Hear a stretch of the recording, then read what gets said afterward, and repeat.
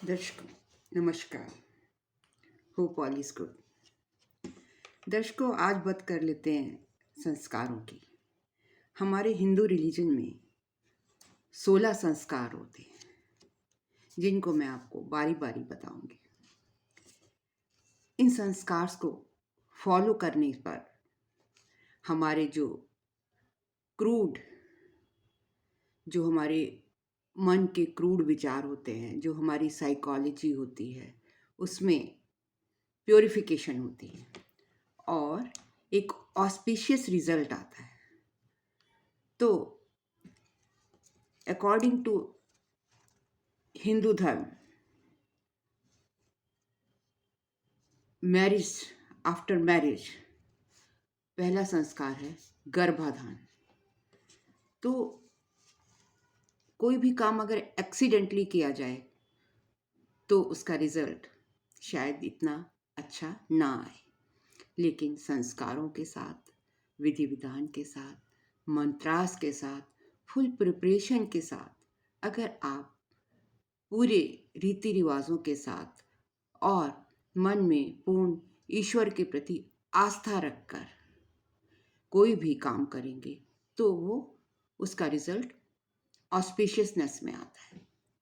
तो गर्भाधान a very important संस्कार ऑफ हिंदू रिलीजन।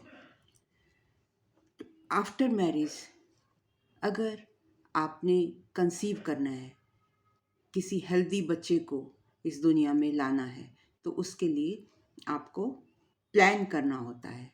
एक डेफिनेट डे, एक डेफिनेट तिथि, definite mantras, definite time, definite नक्षत्र की ज़रूरत होती है। तो you will have a beautiful and healthy child. क्योंकि आपको पता है आजकल तो इतने एनवायरमेंटल और इतनी एडल्ट्रेशन है खाने पीने की चीज़ों में, जिससे कि हमारा दिमाग भी दूषित रहता है, हम हेल्दी भी नहीं होते हैं। तो इस स्टेज में अगर हम संस्कार को फॉलो करेंगे तो हमारी आने वाली प्रोजनी प्लान करके चलेंगे तो अच्छी और स्वस्थ और संस्कारी होगी। तो सबसे पहले है टाइम। किस टाइम में हमको गर्भाधान करना चाहिए? मेंस्ट्रुअल साइकिल से अगर हम इवन डे लें, मेंस्ट्रुअल साइकिल से शुरू करके अगर चौथे, छठे, आठवें, 10वां नहीं है, चौथा, छठा, 8वां, 12वां, 14वां और 16वां, ये जो नाइट्स हैं, मैं एक बार फिर से रिपीट करती हूँ। 4th, 6th, 8th, 12th, 14th and 16th nights. अगर इस दिन आप गर्भाधान की प्रोसेस करेंगे, ईश्वर को साक्षी मानकर प्रे करेंगे, कुछ मंत्रास हैं जो मैं आपको बाद में बताऊंगी, उनको चैंट करेंगे और उसके बाद अगर आप अपनी कंसेप्शन प्लान करेंगे तो you will have a male child. आपको मतलब मैं श्योरिटी तो नहीं दे सकती, बट ऐसा शास्त्रों में कहा गया है, उसके बेस पर मैं आपको बता रही हूँ कि you will have a healthy male child. और अगर आप 8th, 9th, 10th, 12th, 14th और 15th एंड 16 नाइट को कंसेप्शन करते हैं तो may be it is a female. देखिए, चांसेस हैं जो मैंने ऊपर बताए हैं, उसमें से कुछ डेट्स कॉमन हैं। उसमें जो ऊपर बताई हैं वो मेल की हैं और जो नीचे बताई हैं उसमें भी कुछ कॉमन डेट्स हैं जो फीमेल्स के लिए आते हैं, क्योंकि कुंडली में कुछ और भी प्लैनेटरी पोजीशंस होती हैं, एस्पेक्ट्स होती हैं, दशाएं होती हैं जिन पर मेल और फीमेल का बर्थ डिपेंड करता है। But these are generally taken from the shastras. अब बात कर लेते हैं नक्षत्र। कौन सा नक्षत्र हमको गर्भाधान के लिए ऑस्पिशियस होता है। सभी फिक्स नक्षत्र, कौन से फिक्स नक्षत्र? उत्तर फाल्गुनी, उत्तर आषाढ़ा, उत्तर भाद्रपद, रोहिणी, मृगशिरा, अनुराधा, हस्ता, स्वाति, स्वर्णा, धनिष्ठा एंड शतभिषा, ये सब फिक्स नेचर के, इनको कांस्टेंट या ध्रुव नक्षत्र भी कहा जाता है। इस दिन अगर आप अपना कंसेप्शन प्लान करेंगे तो ये नक्षत्र आपके बच्चे के हेल्थ के लिए, बच्चे के संस्कारों के लिए और आपके लिए भी अच्छा होगा। कौन से नक्षत्र आपको अवॉइड करने हैं? कुछ एग्रेसिव नक्षत्र हैं, जैसे कि पूर्व फाल्गुनी, पूर्व आषाढ़ा, पूर्व भाद्रपद, भरणी एंड मगा। अगर ये उस दिन नक्षत्र पढ़ रहे हों, ये सब तीक्ष्ण नक्षत्र हैं। मूला, ज्येष्ठा, आर्द्रा एंड अश्लेषा, रेवती, कृतिका, ये मीडियम है। तो जो मैंने ऊपर बताए थे, पहले बताए थे, देवर तीक्ष्ण, और ये जो बाद में बताए हैं वो मीडियम नक्षत्र हैं। तो ये एग्रेसिव हैं। तो आप कोशिश करें कि जो मैंने आपको फिक्स नक्षत्र बताए हैं उसमें अपना चाइल्ड कंसेप्शन प्लान करेंगे तो you will have a intelligent, healthy, auspicious child in your life. अब तिथि कौन कौन सी होनी चाहिए?